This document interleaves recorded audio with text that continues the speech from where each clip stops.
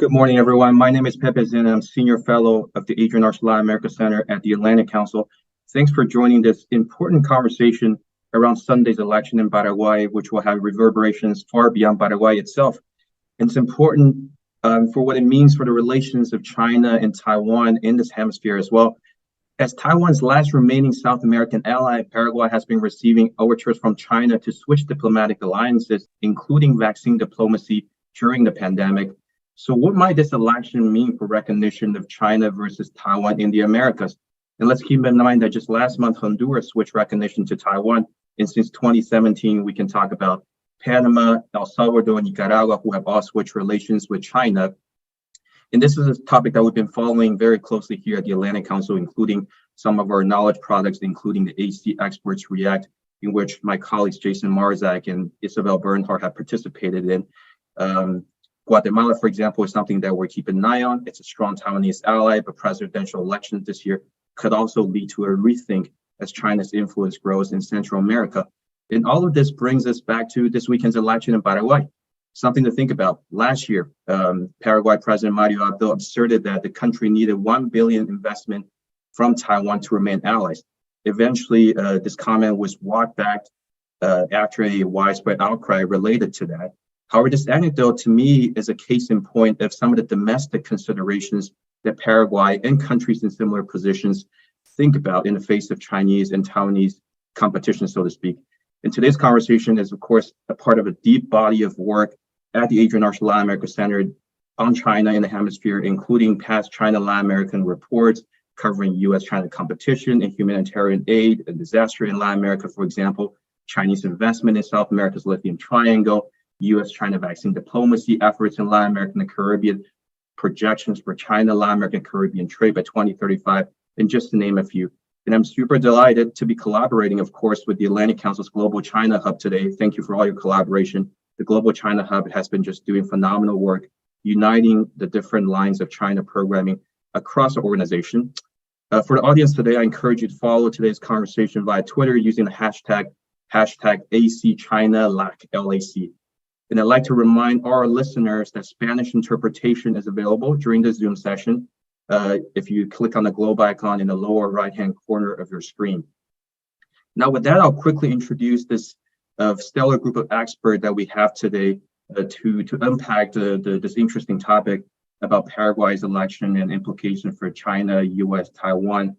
Starting off with Mr. Fernando Masi. Fernando is a former lead advisor to the Ministry of Finance and Industry and Commerce in Paraguay. He is also the founder and senior researcher of the Center for Analysis and Diffusion of the Paraguayan Economy, GADEP. Fernando, thank you for joining us. Next, Victoria Chon, who is a non-resident fellow with the Atlantic Council's Adrian Arch Latin America Center, our center, and a postdoctoral scholar and teaching fellow in the Department of Political Science and International Relations at the University of Southern California. Victoria, thank you so much for joining us. I believe this is your first event or public appearance as our fellow, so a special recognition and thank you to you. As well, Lev Nachman, who is a non-resident fellow with the Atlantic Council's Global China Hub and assistant professor in the College of Social Science at National Chengchi University in Taiwan. And I was also told that, Lev, this is your first appearance with the Global China Hub in a public event, so thank you for doing that. And finally, Evan Allens. Evan is a research professor of Latin American Studies at the U.S. Army War College Strategic Studies Institute, and of course, one of the top China, Latin American, Caribbean experts in the United States. With that, we'll go into the discussion. And once again, thank you, Fernando, Victoria, Lev, and Evan, taking the time to join us from very different locations, actually, from Asunción, from Taipei, from DC, and from LA.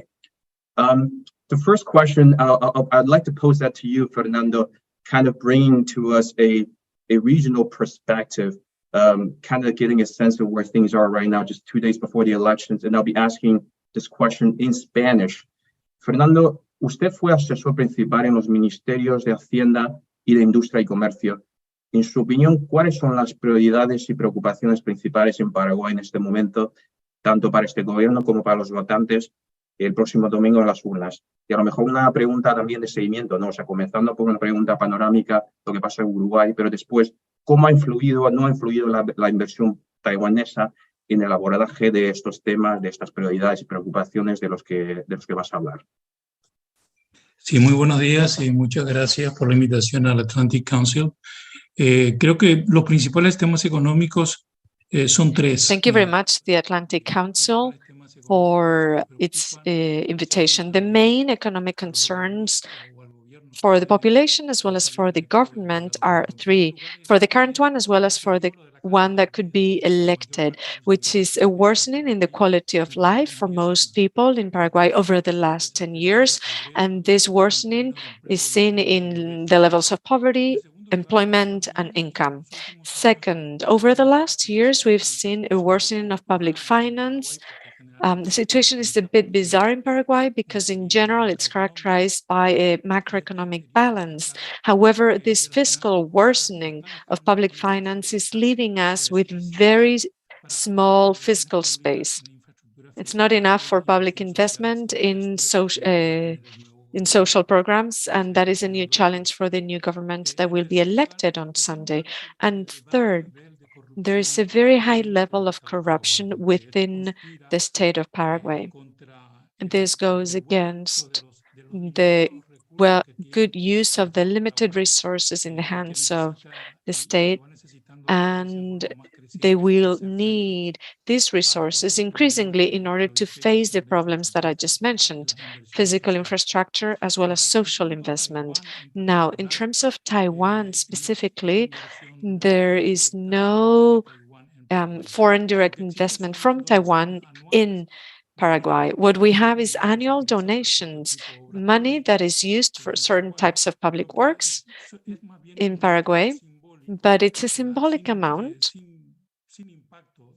with no real impact on the Paraguayan economy. Thank you, Fernando, for that. Thank you, Fernando. In Paraguay, and of course, interesting to hear about the reality of the Taiwanese investment or the lack thereof in this case at this moment. Now I'd like to turn over to you, Evan, and thinking about this from the U.S. perspective, right? And once again, I'd love to just open before we go into the specific China questions or Taiwan-related questions. Just what's at stake here? You know, as we think about the elections on Sunday from a broader U.S. foreign policy perspective, what could be at stake for U.S. priorities and interests in Paraguay, in Latin America, and the Caribbean in general? And I think another way to ask this question is, why should Washington pay greater attention? Thank you, Pepe, and thank you for the question. So first of all, important to recognize that in the approximately ultimo 2 weeks, we've also seen a surge of the third candidate, Payo Cubas, which is ironically taking votes away from Efraín Alegre and the Liberals, the Concertación. So that could ironically make it more likely if Cubas's supporters show up that you'll see a Colorado victory, that you'll see a Santiago Peña victory, and that would probably also occur with a expansion of power by the Colorados in the Senate and perhaps also the House. So ironically, we may be seeing more likely that Colorado victory. Having said that, however, it's still wide open. And for me, there are really three tipping points. One, we were talking about more today is China. Number two is organized crime. And number three is the U.S. relationship. With respect to China, it's not just about the diplomatic change. And although certainly Peña has committed to prioritize the Taiwan relationship, you had a level of personal commitment of the Morito government of Abdo Benitez that may or may not be there with Peña. We have to see. And of course, Alegre has already indicated that he will probably look to the PRC if Taiwan cannot come up with a sufficiently attractive package. But that is the possibility, especially with some of Paraguay's weak institutions, the possibility of opening up a significant expansion of both economic influence and what I would call government capture. Beyond that, it could also increase PRC aggressiveness in pursuit of activities in Asia over Taiwan and other matters, and it could also increase aggressiveness in pursuing other partners, whether it's Haiti or countries in the Caribbean, or perhaps depending on what happens in Guatemala's elections, even Guatemala. But also important to mention the other two issues. Number one, organized crime. Paraguay's centrality as a major exporter of not only marijuana but also as a cocaine transit hub, what's coming in from Peru and in Bolivia by plane and elsewhere, leaving the country by waterway, leaving the country by other means, and also the groups that's brought into the country, the First Capital Command, the PCC from Brazil, to a lesser extent, Comando Vermelho, some local groups that are there as well, some European criminal organizations, the Italian mafia, et cetera, and beyond even the drugs, you also have Paraguay's role, especially the tri-border area, as a continued place where you have contraband and to some degree groups like Hezbollah. And so really keeping corruption under control and continuing to fight against organized crime with groups like SANAD, that will be critical for the stability of South America, which is already in a delicate situation. And certainly for the United States, I think recent events illustrate the fact that Paraguay's situation is one of three countries which continues to be relatively cooperative with the U.S. agenda. Underlies the importance.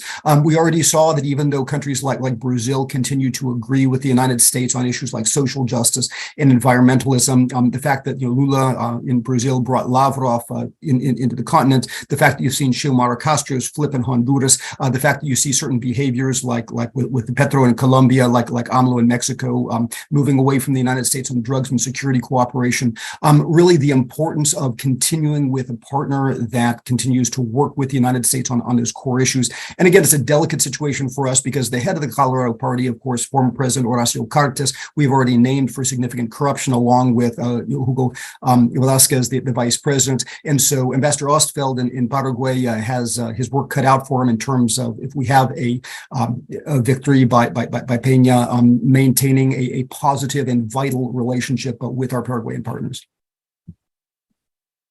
Thank you, Evan. As always, just incredibly comprehensive and impressive, your overview of what's happening in Paraguay in the regional context, and of course, what's at stake in the United States. And thank you for bringing that the security perspective as well. I think I'd love to pick your brain a little further later on in the conversation about what that means in terms of China and Taiwan. I think these are somewhat more relevant for some of the points you made, and perhaps more so than others. But after that, I'd love to turn to Lev. So we heard it from Evan, kind of, what Washington is thinking or should be thinking. We heard it from Fernando from Asunción about what, Paraguay is thinking. So what about Taipei, right? So here's the question for you. We've heard, especially, recently growing discussions in the Taiwanese foreign policy community about the relative importance of formal versus informal allies. And this has become certainly even more significant after the recent switch in Honduras. And then keeping in mind that we have a relatively diverse group of audience here, some more interested in more expertise in the Asia/China and Taiwan front, and others more in the Latin American and Caribbean front. So walk us through this concept here, and what strategic value specifically does Paraguay currently add for Taiwan as a formal ally? If Paraguay were to switch, what value might it have to add to Taiwan as an informal ally? Thank you so much for the question. Good evening, everybody from Taipei. I'm very honored to be on this panel. So there's really two levels of discourse with Taiwan and its diplomatic allies. First, there's the international level and how we as foreign policy communities talk about it. And then there's sort of the domestic level and how we look at Taiwan's upcoming 2024 presidential election and what these allies mean for domestic politics here. So internationally, Taiwan relies most heavily not on formal allies. Taiwan's formal diplomatic relationships are not the most important relationships. Controversially, it's the informal relationships that matter most. Taiwan's most important relationship is that with the United States, and that is an informal relationship. Taiwan and the United States do not have formal relations, and most of Taiwan's most important relationships are of that informal nature. That being said, formal allies do offer meaningful help for Taiwan. From one perspective, they offer very important symbolism and symbolic support for Taiwan internationally. It gives Taiwan legitimacy. It shows that Taiwan is not completely isolated in the world. And it also offers channels for countries to advocate for Taiwan in international organizations. So places like the UN, where Taiwan's formal diplomatic allies do actually advocate for Taiwan and are essentially guaranteed to vote in favor of Taiwan related policies, which Taiwan needs. Taiwan needs to have some number of formal diplomatic allies. It's meaningful for Taiwan as a state. But it's also important to remember that Taiwan is still able to function as a de facto independent country without formal diplomatic allies. We know this because Taiwan's most important relations are informal.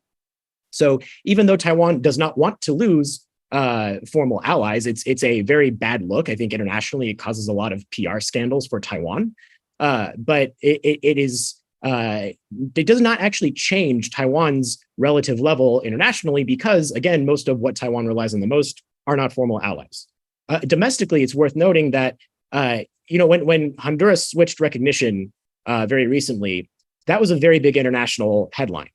Countries around the world were all talking about what this meant for Taiwan-China relations, for Taiwan-US relations, and domestically in Taiwan, no one really paid much attention. It wasn't really that big of a deal because that level of international level of news with formal diplomatic allies doesn't really resonate here nearly as much as it resonated internationally. And the reason that matters is because the level of power that these formal diplomatic breaks or switches have on Taiwanese voters is not nearly as heavy as I think we might think it would be. On the other hand, it does manage to become a weapon that parties will use to attack each other with, but it's not necessarily going to become a major voting issue in the 2024 election. I'll stop there for now, but I'm happy to expand on any of these points later as the conversation goes on. Yeah, Lev, thanks. This is a fascinating perspective from Taipei, and if time allows, we look to get into more of the domestic piece here, just for us to ensure like a very enriching conversation. Now, kind of continue along this cost-benefit analysis that I think Lev already started off by providing some analysis and nuance on. I want to turn it over to Victoria and then think about a cost-benefit analysis of a potential switch for Paraguay to China. And here, I think something that certainly would make sense from a comparative perspective to understand Paraguay's potential trajectory with the formal Chinese alliance is to look at how Paraguay's neighboring countries are faring, right? I mean, and this is perhaps more of an educational question for those of you in our audience who are less familiar with the region. Victoria, the question for you is, out of all the China's longstanding allies in South America, which of them have perhaps the more economic or politically structural similarities to Paraguay? And how are these countries benefiting or not benefiting from their relationship with China? Thank you, Pepe, for that question, and good morning to everyone. So I think that it's very important to highlight that even when we're talking about Chinese allies in the region, there is variety in which these countries are interacting with China. That means that depending on the economic interest in these countries, and not only that, also depending on China's interests, right? There are certain benefits and there are going to be certain costs that are going to come at hand. But one of the main, I guess, common denominator that we have been seeing since the 2000s has been, of course, what I think Fernando highlighted earlier in the economic needs in these countries. So we have the potential market accessibility, right, to China, which translates into trade. We have the potential increase of investments, and also we have the potential increase of financing. And again, I am going to highlight this, and you will hear this many times perhaps today from me, is that depending on what China is pursuing and depending how these countries, what they want and their administrations, that's how it's going to shape the relationship. Having said that, when we're looking at the structures of the different Latin American countries, or in this case, South American countries, I would say, for instance, I can give you the example of Bolivia. Why do I present you to Bolivia? Because it is one of the only two countries that are landlocked. So the first one is Paraguay. The second one is Bolivia, right? And the issue that we see in there is that even though in terms of trade, for instance, Bolivia doesn't have as much, let's say, track as its other South American partners that we would see with Peru, for instance, with China, right? We see an increase in investment, which the Bolivian government or the Bolivian administrations have tried to push with China. In this case, I think we just saw it a couple of weeks ago with the lithium negotiations, right? To get 3 companies in there, at least right now, what has been signed. So that's one thing that I can highlight. The other country that we would not think about comparing Paraguay with, for instance, but at least when it comes to living standards, when it comes to GDP per capita, etc., is Peru. In comparison to the other country, in this case, Bolivia, Peru does have a free trade agreement. It has benefited tremendously from that. It has also benefited tremendously from investment, moving not only to industries that support that trade, but also to industries that are supporting the infrastructure of the country, the development of the country, the growth of the country. Again, that doesn't take away some of the caveats that come at play, and we can talk about it much later, perhaps, right?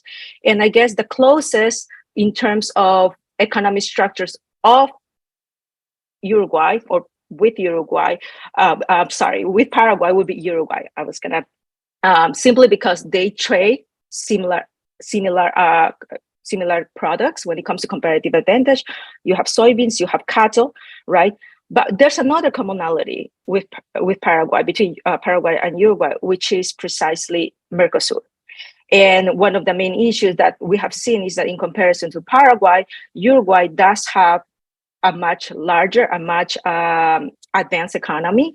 And what has been happening is that it has tried to push, right, the relationship or the closeness with China in this case, simply to get, again, going back to the same factor, which is economics. And in here, we are seeing the transition not only from trade, but mainly investment, which I think Fernando has highlighted, which is investment, which is the investment that supports the development and the growth of the country. Thank you so much, Victoria. And as you were making remarks, I saw different speakers nodding their head, agreeing with different points, whether on the investment side and Mercosur side. So hopefully we'll have time to go into a little bit of details on that. Now turning over to Fernando, this question in Spanish. Fernando, o sea, para empezar, te pido cualquier reacción a lo que a la So intervención. first, I'd be interested to hear a reaction to what Victoria said. She brought up a number of points, but along these same lines, if we're thinking of a possible formal alliance between Paraguay and China, right now, a large volume of Paraguay's trade with China is conducted through intermediaries. So what would Paraguay expect economically from formal ties with China? And more specifically, how might trade, investment, official loans, and infrastructure develop in the country, given that there isn't much any investment, as you said earlier, from Taiwan and China? In economic terms, in Paraguay, we are already benefiting from trade with China. While it is true that Paraguay does not directly sell to the Chinese market, it does import a vast number of products from China. And China, in terms of imports, is Paraguay's main trading partner. These products have been final consumer products used for re-export in Brazil, but most import products from China in Paraguay are inputs and capital goods that are helping the productive sector a great deal. So I do think that there is a benefit in that regard. Another benefit, of course, would be access to the Chinese market, where we have competitive advantage, which are agricultural and agro-industrial products. That would enable a greater supply and diversification, which is what Paraguay has been seeking over recent years. It wants to diversify its markets. With regard to potential investments from China in Paraguay, generally in Latin America, Chinese investments target physical infrastructure or energy infrastructure, which are needed in Paraguay. But these potential investments might also target non-agri-food industries, which Paraguay is trying to grow, and would help with the productive chain with Brazil and Argentina. So there's an opportunity there for potential investments from China that's not just in physical or energy infrastructure. I'm not sure if I answered all of your question, but there's also the question of how China would benefit by formal ties with Paraguay. I think there's a direct political benefit. I think that's fair to say. It would like to see a reduction in the number of countries with formal ties to Taiwan, although we already heard from Lev that the informal relationships that Taiwan has are more important. But still, it plays to the Chinese narrative of there being just one China, and the fewer countries that recognize Taiwan, the better.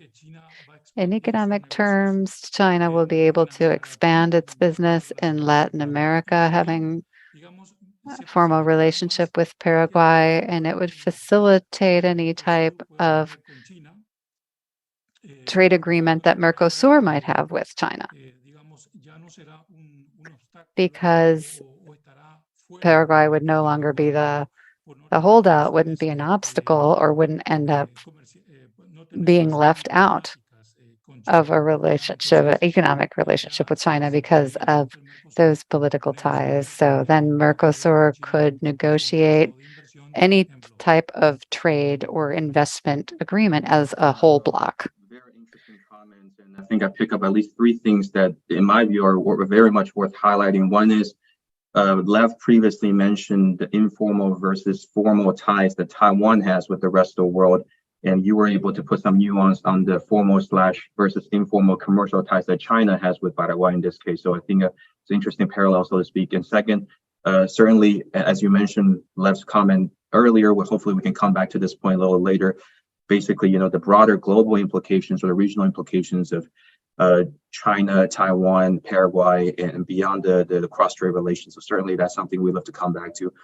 And third and finally, Mercosur came up again, so hopefully we'll revisit that in a bit.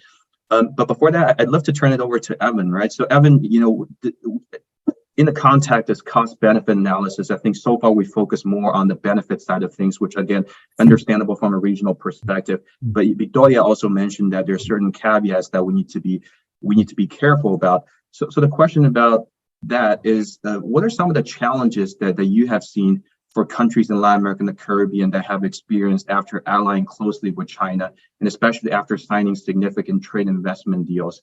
And specifically, what should Paraguay be cautious about in a potential switch? Thank you, Pepe. First of all, I think it's very important to look carefully at the empirical record and not the romantic concept of everyone getting rich from switching relations to the PRC. And if you look at, for example, what Nicaragua has obtained, if you look at what happened in Costa Rica over more than a decade, if you look at what El Salvador has gotten to this point, if you look at what has happened in Panama, you actually see that the record is not as happy as many of the people that justified making the switch said it would be. So a couple things. Number one, you see the loss of Taiwan development aid, which, although maybe not grand billion-dollar investments, is in a country like Paraguay very appropriate to the needs and the size of the market and the technical characteristics of Paraguay. Number two, you see the loss of the Taiwan market, and many people say, well, indeed, as Fernando already pointed out, you already have a indirect export of meats to the PRC market and other things, and so the idea of getting vast increases is not necessarily the case. And frankly, if you look at the capabilities of an organization like REDIEX, the Paraguay Trade Promotion Organization, you just don't have the capability of expanding across the board rapidly, exports to the PRC to compensate for what you will lose for Taiwan. Number three, of course, as happens again and again, you will have all of the Paraguayan students currently studying in Taipei and Taiwan stranded there, and there'll be a big scramble. Number four, you will have the question of Chinese penetration of Paraguayan markets, especially given some of the institutional weaknesses that Paraguay has. So the question of, who will benefit? Will it be of course, a few politically well-connected agro-exporters, but also we have to realize that COFCO already has Nadera and Noble operating in Paraguay. And so at the end of the day, it will probably be disproportionately those China-connected companies in terms of the exports who will benefit. If you say who will benefit from future projects on the critical Highway 15 transoceanic corridor, again, Chinese construction companies. If you say, well, who could win the digital scanner tender now underway? Will it be the Chinese company Newtek? Will Huawei continue to expand in the digital space? And so the question of who benefits, I think, is important. But also, and I think Victoria made a great point in bringing up Bolivia, because I think in terms of Bolivia's weak institutions, yes, there are about $3 billion worth of projects in Bolivia, but we all remember, the scandals of Gabriela Zapata and China State Construction Engineering, and the problems of Vicstar, and the problems with the Rosita hydroelectric facility, problem after problem after problem. And so the idea is that in a weakly institutionalized environment, when you have a large number of new Chinese companies coming in, we will see a lot of chaos and a lot of issues with corruption that are already there. And at the end of the day, also, it's a question of influence and state capture. And so I think the Paraguayan government has to be very careful of saying, what is it going to lose, and what are some of the new risks that come in with the PRC relationship. Thank you, Evan. As always, very impressive overview. So certainly a lot of good points to keep in mind. Now I'd like to turn it back to Victoria and Fernando, maybe starting with you, Victoria. I think that a lot of conversations, including what we discussed so far, is basically about what China represents or may represent economically for Paraguay. So why don't we turn this question the other way around, which is what economic value and other values could Paraguay bring to China? And what exactly is China looking for, economically, politically, and otherwise, in a formal diplomatic relationship with Paraguay, which is something that Fernando already briefly touched on in his previous intervention. So love to hear that from a regional perspective, starting with you, Victoria, and then turning over back to Fernando again. Thank you, Pepe. Yes, I think that you highlighted the point that Fernando already mentioned. I think when we think about China, right, even though Paraguay is a relatively or comparatively smaller country, one of the main things is that Paraguay is actually the only South American country at the moment, right, that does not have official diplomatic relations with China. So for China, that becomes very important in terms of geopolitical interest, right? It's not necessarily just economic, but thinking more on this idea of increased Chinese economic activities, its position and status in the world, and what that means for the country to have one more, or let's say the last standing country in that part of the region, into having diplomatic relations with it. From an economic perspective, I would say, and I think Fernando highlighted that already, that to a certain extent, it already has informal or indirect trade and commercial exchanges. And I guess what would want to see, right, is to have a more direct accessibility. But we already mentioned the topic of Mercosur. And I think it's very, very important to highlight that the bloc in itself, so for the audience that is not familiar with the region, Mercosur is composed of 4 main countries at the moment, right? Having Brazil, having Argentina, Paraguay, and Uruguay. And to a certain extent, Venezuela, although they, due to its democratic and other related issues, it has been suspended for temporarily. But anyways, so to point that out, ever since China entered into the region, there has been a lot of discussion of having this sub-regional negotiation of a free trade agreement, which would benefit China in many ways, because instead of interacting at a bilateral level, you see China interacting at a multilateral level, right? In this case, with the bloc. However, due to Paraguay's position with respect to China, diplomatically speaking, that free trade agreement has been an ongoing discussion, an ongoing issue for almost over a decade. In fact, I think back in 2022, even Uruguay, and I'm going to bring it back again, right, presented to the table, well, I am going to, or Uruguay is going to negotiate a free trade agreement separately with China, playing with that idea, which in many ways will go against the principle of Mercosur of needing consensus from the entire bloc to negotiate. So in this sense, right, so geopolitically speaking, of course, having the last standing country in the South American bloc and recognizing it, or having diplomatic relations, from an economic perspective, is not so much perhaps from Paraguay itself just as a bilateral relationship, but more of what it can get also by extending that relationship from Paraguay and what that means for Mercosur, if that makes sense. Thank you. Certainly, and it's important to look at this not just at a bilateral level, but also multilateral regional level. And on Uruguay specifically, we should also add that Minister Bustillo was just recently in China hoping to advance the bilateral negotiation, which of course, the potential trade agreement with China for Mercosur as a bloc has complications and difficulties in addition to the Paraguay piece. But I'm not going to go too much into that. Fernando, turning it back to you, any additional comments on top of what Victoria said, and of course, what you had said previously? Sí. Yes. I think that what Victoria said regarding Mercosur is truly important. No matter how many efforts a small country like Uruguay makes to try to have a trade bilateral agreement with any economic power, US, Europe, or China, Japan, obviously that economic power will not necessarily reach a free trade agreement with a small country, with a small market, as opposed to with a much bigger bloc with a much bigger market. So right now, Uruguay's position of trying to reach a bilateral free trade agreement with China will fail. And I think it failed from the get-go. China, as any other power, will prefer a trade agreement with the entire bloc and have diplomatic relationships with Paraguay would actually solve any potential challenge to have a free trade agreement between Mercosur and China.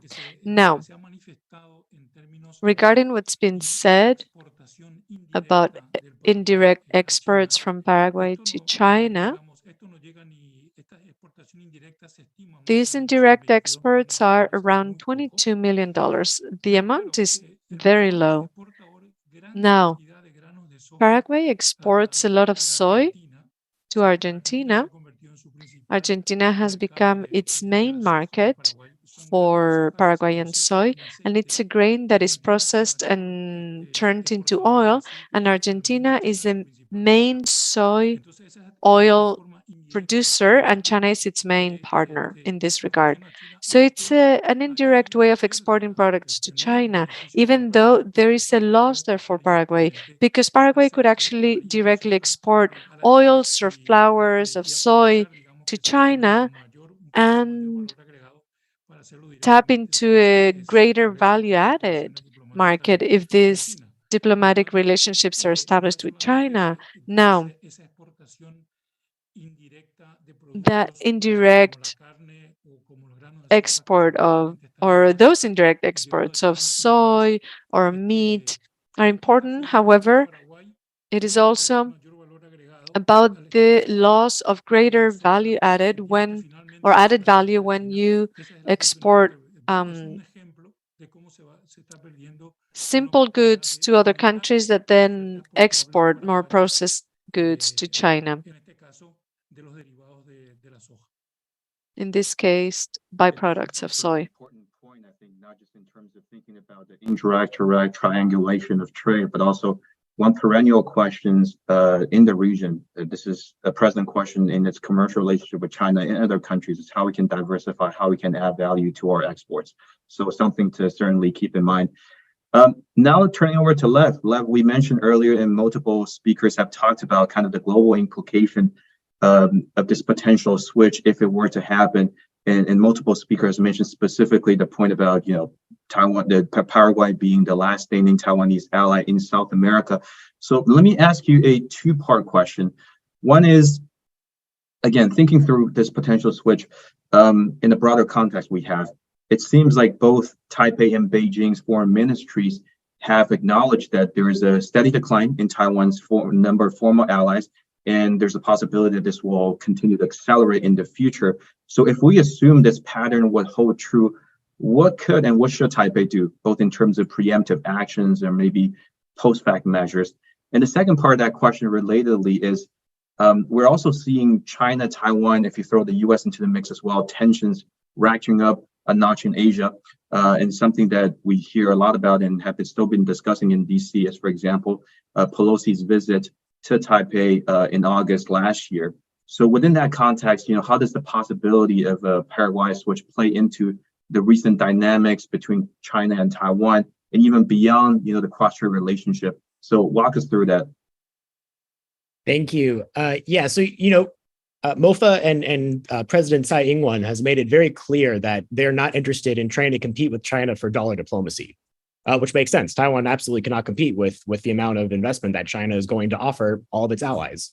Taiwan is very much hoping that instead its allies see this sort of symbolic value of being an ally with Taiwan and its democratic political system, and the hope that they are able to negotiate a support friendship and deal and diplomatic relationship that is applicable to the country, like was brought up earlier.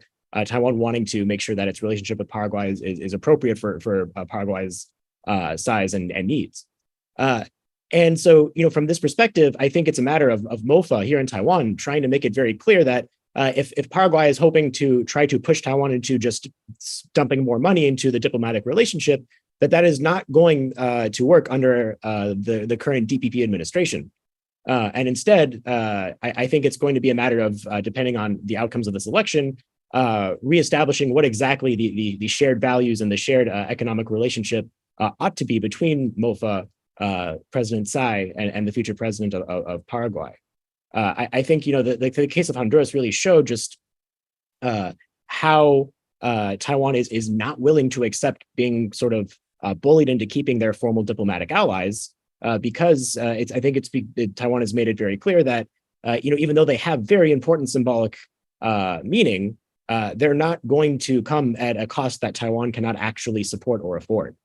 And that kind of leads into the second question, sort of what is exactly at stake internationally. For Xi Jinping to really be able to take the last Latin American country that recognizes Taiwan is a huge symbolic victory for Xi. And it's much more about the symbolism than it is the economic gain that China gets from this formal diplomatic change. I think it has been said multiple times now, China's already able to have meaningful trade with Paraguay. It's really the symbolism behind this trade, behind this diplomatic switch that Xi is after. And it's really not just a matter of kind of getting that last piece, but also making Taiwan look bad. That is really what Xi is very invested in, because the fewer formal diplomatic allies that Taiwan has, Xi Jinping believes that this will have a few different effects. It will make Taiwan feel more isolated. It will make the world recognize Taiwan less. And it will make voters in Taiwan feel as if its government is not actually able to advocate for Taiwan. However, those are all a lot of assumptions that I don't think necessarily play out. I don't think that the world is going to support Taiwan less because there's another formal diplomatic ally switch. I don't think that Taiwan's international position will be compromised more than it has already become in the last year because of this formal diplomatic switch. And I do not think that by Xi poaching Taiwan's remaining allies, that it's going to have the effect on Taiwan's voters that I think Xi thinks it will. When Xi poaches Taiwan's allies, recently, especially because since Nancy Pelosi, there is nonstop PRC military threats in the Taiwan Strait. It's a daily occurrence here. And people are becoming more and more cognizant of how China bullies Taiwan internationally. And when China takes Taiwan's diplomatic allies, it's not always read here as Taiwan being weak, but rather the PRC being cruel. And I think that is the unintended consequence that many voters here in Taiwan feel towards China. Now, of course, domestically, again, kind of trying to tie back in Taiwan's domestic politics here, as we go into the 2024 election, if there is another formal diplomatic switch, how that's going to play out here is in a couple different ways. If you are the DPP, Tsai Ing-wen's current political party, then you are going to say, look, this is more of the PRC bullying Taiwan. And we, as the DPP, did not give in to this dollar diplomacy debacle. We did not roll over and let China tell Taiwan how it ought to, or what it ought to do to maintain its diplomatic allies. However, if you're the KMT or any of the other opposition parties in Taiwan right now, you're going to attack Tsai and the DPP no matter what. If Taiwan maintains this diplomatic relation, they're going to accuse the DPP of having to spend more money, to maintain its friends. They're going to say Taiwan is still engaging in this dollar diplomacy and shame on the DPP. If they lose the diplomatic ally, then they're going to say, look, the DPP can't maintain its friends. Shame on the DPP. So from opposition parties' perspective, they're going to use this as an attack against Taiwan because it's become an international issue, no matter what. But again, whether or not voters actually care about this as a voting issue, I think is something that I think public opinion data does not actually support. Obviously, some people will care about this formal diplomatic switch, and obviously it might get brought up during the presidential election. But how many formal diplomatic allies Taiwan has, and whether or not Tsai Ing-wen lost them, or whether or not the PRC poached them, is not going to be a main part of political discourse here as we lean up to 2024. Lev, thank you for that. First of all, bringing back that point about, how Taiwan sees some of these issues, and, very interesting to hear the domestic political situation in Taiwan leading up to the election, the potential switch there. And I think one thing that I'll add is it'll be an interesting dynamic to observe, certainly. Ma Ying-jeou has been traveling around the world quite a bit, and I think something that we've seen under his former presidency being seen as a more pro-Beijing candidate was that Beijing was also less aggressive, so to speak, in its diplomatic pursuits when Ma Ying-jeou was the president in Taiwan. So there's a lot of moving pieces here to follow. And the second thing I wanted to quickly mention is, even though I think our speakers have diverse perspectives and expertise focused on different regions and issues, it's very interesting that we kind of all arrive at this conclusion or a consensus that we need to really go a low level deeper, look at the nuance of what is real value versus the symbolic value. And that's something that I think perhaps one of the main takeaway we'll have from today's conversation. But now turning over to Evan and Fernando, specifically a US related question, right? So I'm asking this question with Honduras in mind, where the US certainly has attempted with some diplomatic and economic efforts to either reverse or delay the switch. So with that in mind, thinking about what the US could offer and competitive options that US can offer Paraguay to address the development economic needs that might be driving Paraguay's interest in China, many of which we have discussed previously in the conversation for different speakers.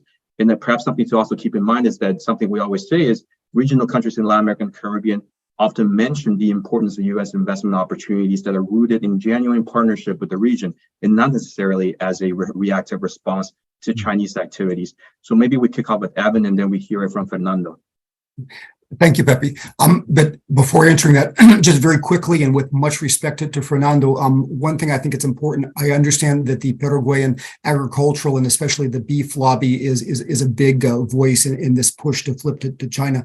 And while I think over the long term, many things are possible, I think it's important in Paraguay to take a hard look at the question, looking at the geography of the Paraguay and Paraná rivers, the institutionality of Paraguay, and the question of, is Paraguay really in a position in the short and medium term to be able to capture that value added that now goes to Argentina? And again, what needs to be done to make that happen? So I think it's important to kind of take a hard look at it. What are the actual benefits, and who? Would it be Nadera and Noble, or would it be Paraguayan beneficiaries?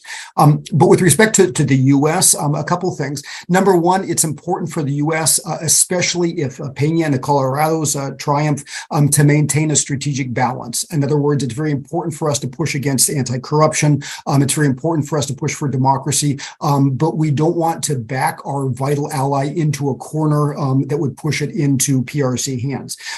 Number two, I think it's very important the U.S. not try to outbid China. We just do not have the agility and resources and the situation in Washington to do that effectively at this point. It's more important for us to work with the discourse and work with Paraguayan institutions to help the Paraguayan government, whoever wins, to make good decisions that create the greatest value added and the greatest benefit for them in terms not only of economic benefit, but also their institutions, corruption, etc.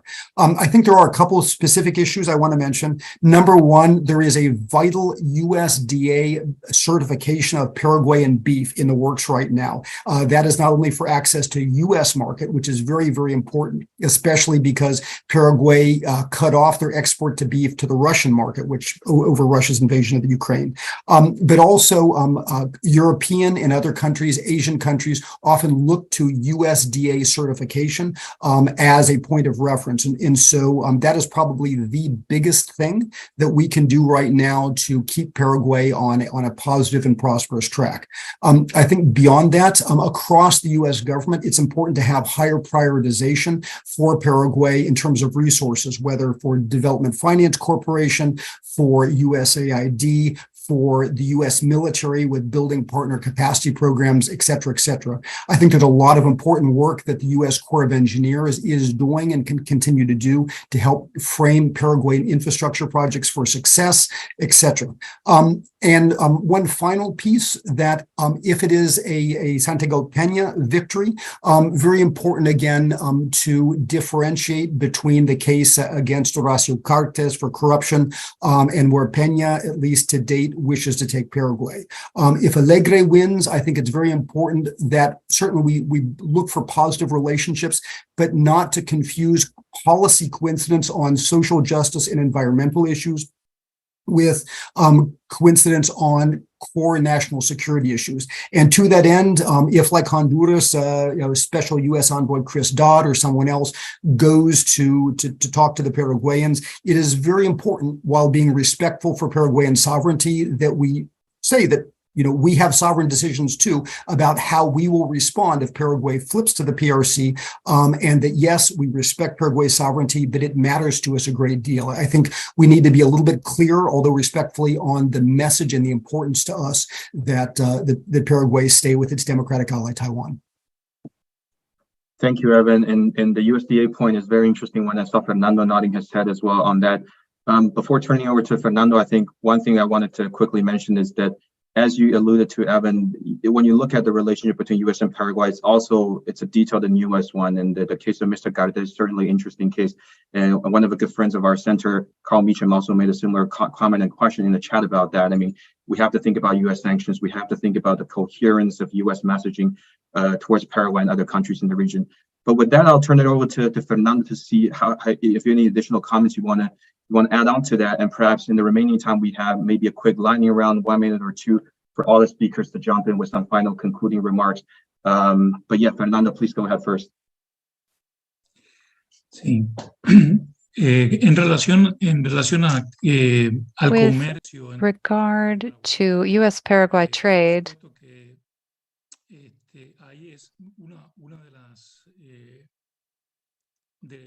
of course, one of the key things that the U.S. needs to do is to open its market more. This beef certification, that's going in the right direction, of course. And Paraguay has other competitive markets or products, but they are subject to quotas. Obviously, beef is its star, but there are other products that could be beneficial in trade. The trade that has been on the decline in recent years, fewer than 3% of total Paraguay exports go to the U.S. at this time. So the trade piece is quite important in terms of how the U.S. could support Paraguay. On the subject of U.S. investment, the U.S. has been one of the main, if not the main, investors in Paraguay. Nevertheless, as we know, from 2016 on across Latin America, U.S. investment has been declining.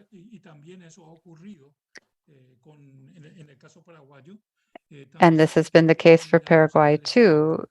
So when we look at the stock of FTI in Paraguay, U.S. is no longer in first place, it's in second. And the flows have decreased as well since the middle of the last decade until now. So on this front as well, I think there's a need to look at Paraguay more closely for foreign direct investment from the U.S. Now, it's true that it has been concentrated in agribusiness and also in services. It would be interesting to see an increase of investment in industry in Paraguay, which is beginning to be competitive, at least regionally. Two more quick points that I think are important. First, U.S. support for the rule of law and democracy in Paraguay is always key and has had a significant impact on some institutions which are weak in Paraguay. Democracy has been more fragile in Paraguay than in other countries of the region, and therefore, U.S. support, particularly anti-corruption efforts, are very important. So perhaps there could be greater support, because there's another issue that was raised here. It's something that's been on the rise in Paraguay, and that's organized crime. The U.S., I believe, ought to support Paraguay in everything having to do with security, which is also aligned with U.S. interests. Greater support in tackling organized crime, which is actually a greater threat than the corruption we're already aware of within the government, as it has to do with money laundering as well. U.S. support in combating organized crime in Paraguay, it's vital that that happen. Fernando, thank you for that. And I think we've come full circle. In Evan's first intervention, he brought up, in the electoral context, the issue of crime and transnational crime, for example. So good to hear that. I do apologize for running a little over. I want to give our speakers a final opportunity of aligning around 30 seconds, 1 minute, whether to recap certain issues or just mention something that you haven't had a chance to do that. But please keep it short if possible. Lev, we'll start off with you, and then we'll go to Victoria, Evan, and Fernando. If you have any final comments, 30 seconds, we'll end with you. Lev, please go ahead. Thank you. I just want to thank Evan actually for raising the issue of students. My university had one of the biggest Honduran student populations in Taiwan, and it has been heartbreaking to know that a lot of them have to withdraw from their university studies because they can no longer stay here. And I really hope that the same does not happen with our Paraguayan students. Even though we talk about this at a very international level, these are very real consequences for a lot of people here in Taiwan. I'll stop there. Thank you all very much. Absolutely critical to think about, especially from a DC perspective, think about the human aspect of the policy and the policy changes. Victoria, we'll go to you. Thank you. Just very brief. I think that I don't want to repeat everything that Fernando and Ivan said, but they made a really good point. I think it's very important when thinking about United States and China and how to operate in the region is that for a lot of the countries in the region, actually, right, they consider the United States a very important partner, not in competition with China, but rather more what the U.S. can bring in addition to what China does. And as Fernando and Ivan said, the United States does bring that strength of institutional building, that strength of anti-corruption, etc. So I think that when we're thinking about the relation, rather than thinking just as a competing actors, right, for the region, I think it's important to take into consideration what can the U.S. do that China cannot do, and take advantage of that and use that competitive advantage in its interactions versus having a more patronizing tone, which has happened before, right, in what the region should not do. I think that that's very important to highlight. Important point about the U.S. comparative edge, which Evan and Fernando both mentioned. And of course, at the Atlantic Council, we've long been a supporter advocate of the approach that, a pro-Latin American Caribbean approach from a U.S. policy perspective is much better welcome than perhaps, competing with China or anti-China approach, so to speak, from a regional perspective. Evan, we'll go to you. Absolutely. Just a few quick closing thoughts. Obviously, Ambassador Marcos Field has his work cut out for him right now and has this very much front and center. But Paraguay too often flies below the radar screen in Washington. And while I'm sure the Assistant Secretary Nichols at State also is very aware of these elections, again, thinking of people like, for example, the interagency, the PCs with the people like Juan Gonzalez at NSC and others, people as well, such as the policy planning staff and my colleagues who I will not name here, writing those two-pager memos for Secretary Blinken. I hope thinking about the strategic importance of Paraguay at the higher levels of state, NSC, and other parts of the government, as well as just at the embassy level, are very much on the radar screen here in Washington. I think it is, but again, just emphasizing the importance of across the board, high-level thinking in Washington. Whoever wins, how we are going to effectively manage those balances in that relationship.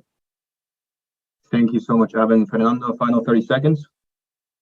Sí, yo creo que no importa quién gane las elecciones el I domingo. think it doesn't matter who wins the elections on Sunday. Sooner or later, Paraguay will establish diplomatic relationships with China, because not doing so with European Union or with the United States would not be smart. China is an economic power, and they will do it. I understand the current state of this dichotomy and the struggle between China and the US. I understand the geopolitical interest of the US, of China in ASCA, but as Paraguay, we are not part of that game. And what we really don't want is to have some sort of Cold War like we had in the past, where Latin American countries had very limited independence in that sense.